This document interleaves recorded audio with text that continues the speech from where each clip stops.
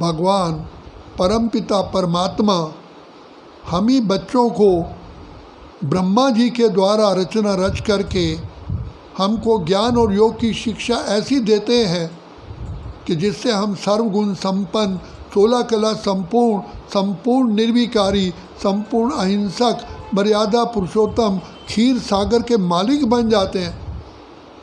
तो बाबा कहते हैं बच्चे तुमको कितना नशा होना चाहिए, कितनी ऊंच पढ़ाई पढ़ते हो, जिसके मंदिरों में पूजा हो रही है।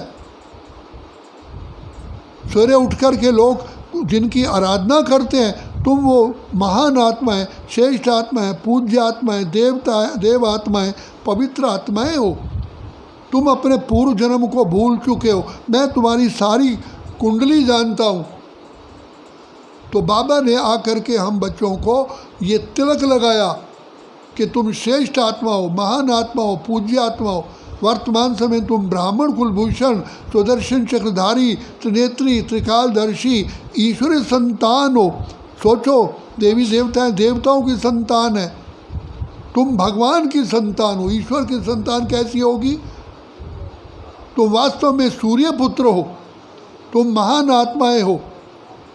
तो बाबा इस समय पर हम बच्चों को साधारण रीति पढ़ा करके विश्व का सबसे बड़ा ऊंचे से ऊंचा पद देते हैं, जिसके अंदर हर प्रकार के सुख हैं।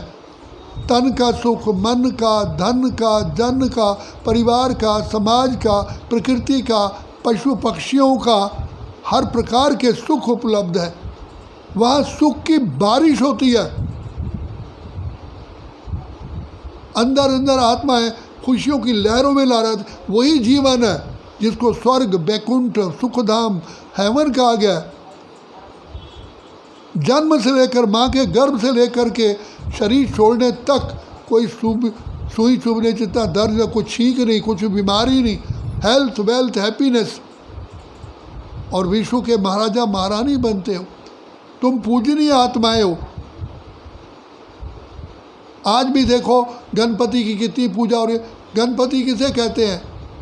शिव की संतान को गणेश बोलते हैं। गण जमा ईश, जो ईश्वरी संतान है, उनको हाथी जैसी, जानवरों में हाथी बस सबसे बुद्धिमान कहा जाता है। हमको बुद्धिमान बनाते हैं। और माया जो चूही है, गणेश की सवारी, मूसे की सवारी दिखाते हैं। तो माया ऐसी है, चूहा ऐसा होता है, पहले 10 बार फूंक लगाता है, फूंक लगा करके फिर काटता है, फिर फूंक लगाता है। वो घाव को उसी समय ही ठंडा कर देता है। जैसे कभी चोट लगती है तो फूंक लगाते हैं ना, तो ठंडा हो जाता है। तो माया भी ऐसे हमारे पास आती है, पता भी नहीं चलता, और जब काट के चली जाती है तब हमें दुख होता है। तो माया चूही जो है, उस पर ईश्वरीय संतान सवारी करते हैं। माया जीत, कर्म इंद्रिय जीत, प्रकृति जीत, विश्व जीत बनते हैं। तो इसलिए गणपति को बुद्धिमान कहा गया है। बुद्धिमानों की बुद्धि, इसलिए सूंड दिखाई है। तो बाबा कहते हैं इस समय पर मैं तुमको बुद्धिमानों का बुद्धिमान बनाता हूँ, राजाओं का भी महाराजा बनाता हूँ। त्रेता युग, द्वापर युग से जितने राजा रानी हैं, वो सतयुग के महाराजा महारानी की आराधना करते हैं। तुम डबल ताजधारी थे, अब सिंगल ताज। और आज तो दुनिया में कोई राजा रानी है ही नहीं, बहुत मोहताज बन चुके हैं। तो कहाँ तुम सरताज थे, कहाँ विश्व पर राज्य करते थे? तुम्हारी कितनी शान निराली है। मुझे कहते हैं भोलानाथ, भोला भंडारी। क्यों कहते हैं? क्योंकि जब तुम आत्माएं पतित, विकारी, भ्रष्टाचारी, पापों से भरपूर हो जाते हैं, जिसको देखने से भी घृणा आती है, ऐसी आत्माओं को मैं अपने गले लगाता हूँ।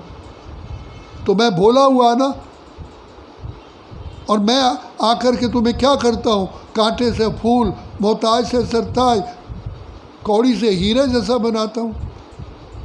इसलिए बाबा नानक ने कहा, मुँह तो पलीती कपड़ धोए। कैसे आत्माएं पतित, भ्रष्टाचारी, दुराचारी बन जाती हैं। मैं ऐसी आत्माओं को दुआओं का, आशीर्वाद का सहारा देता हूँ। कितनी खुशी होनी चाहिए। आखिर वो दिन आया आज, जिस दिन का हम रास्ता तकते थे। मैं तो बाट देखता था डेली कि भगवान आप मिलोगे भी या नहीं मिलोगे।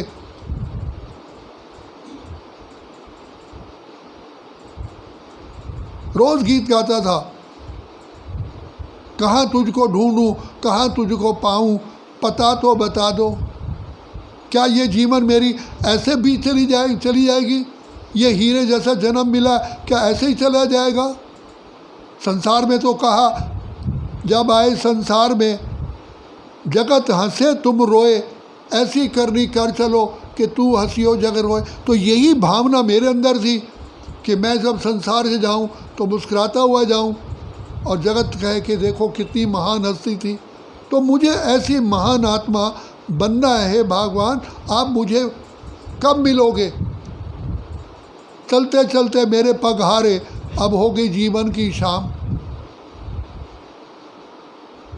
कहते थे हम, चाहे कांटों पर भी चलना हो, चाहे छोड़ के देश निकलता हो, रहे ध्यान तुम्हारे चरणों। चाहे बैरी सब संसार रहे, मेरा जीवन तुझ पर वार रहे, चाहे मौत गले का हार रहे, रहे ध्यान तुम्हारे हाथों में। तो जिस पिता परमात्मा को हमने इतना दाव लगाया, तो अब वो पिता परमात्मा हमें मिला है। तो हमारी खुशी कभी कम ही नहीं होनी चाहिए, बरकरार रहनी चाहिए। बाबा आपने कमाल कर दिया, हमारा सारा जीवन आपने खुशहाल कर दिया। हम तो थे उलझन में, मार्ग दिखाया आपने, हमें रास्ता ही नज़र नहीं आता था, कहाँ जाऊँ किधर जाऊँ। हम गीत गाते थे, मैं ढूंढता तुझे था जब कुंज और वन में, तू खोजता मुझे था तब दीन के वतन में, तू आह बन किसी की मुझको पुकारता था, मैं था तुझे बुलाता संगीत और भजन में।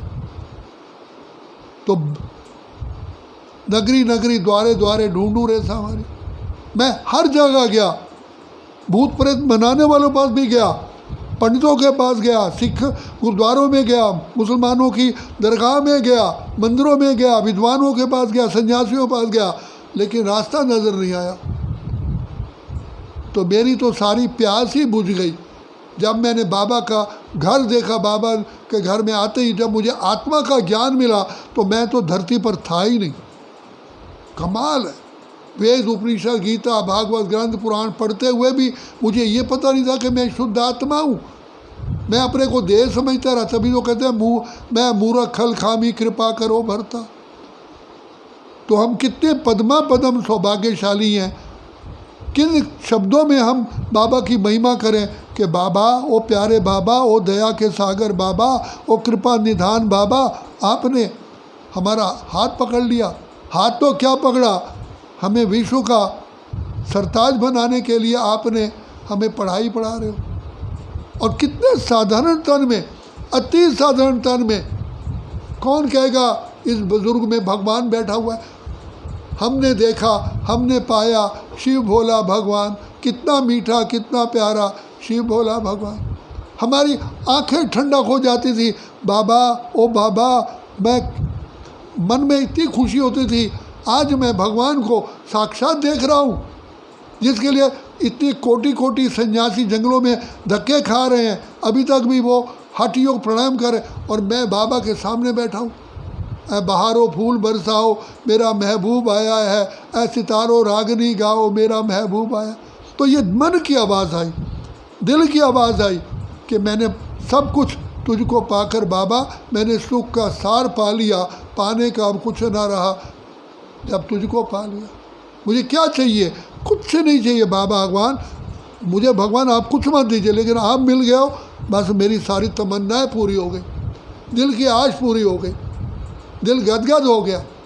तो ऐसी भावना आप लोग भी रखो कि बाबा आपने हमारा जीवन सफल कर दिया।